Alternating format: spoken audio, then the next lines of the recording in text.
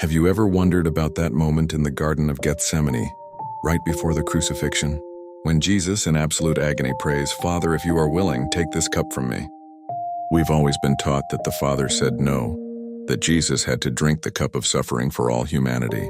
But what if we've been looking at it all wrong? Think about this. The Bible says that the Father always hears Jesus. John 11:42. Jesus himself says, "I know that you always hear me." So if Jesus asked for the cup to be taken and the Father always hears and grants his requests, what if the Father actually said yes? What if God did take the cup from him? It sounds crazy, I know, but stick with me for a second. The cup represented the wrath of God for all the sins of humanity, past, present, and future. It was the full weight of every lie, every murder, every ounce of hate and betrayal. The plan was for Jesus to drink it all, to take it all upon himself. But when Jesus prayed, maybe he wasn't just feeling the physical pain to come.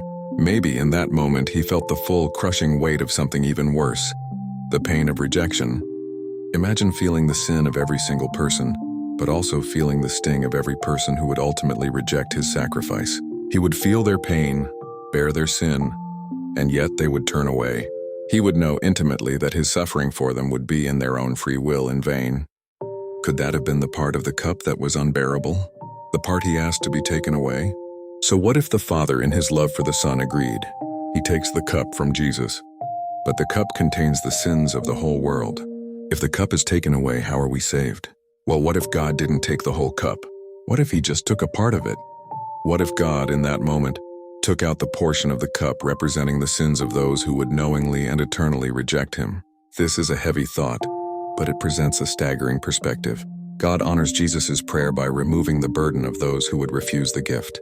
Jesus still goes to the cross. He still drinks the cup filled with the sins of all who would, by faith, accept his sacrifice. He pays the price for everyone who would ever believe. But he is spared the unique agony of bearing the sins of those who would ultimately cast his gift aside. This could explain one of theology's toughest questions: why some are lost. It wasn't that the sacrifice wasn't enough. It was that in a moment of unimaginable anguish, the Son asked for relief from paying for a rejection he knew was coming. And the Father, in his love, granted it.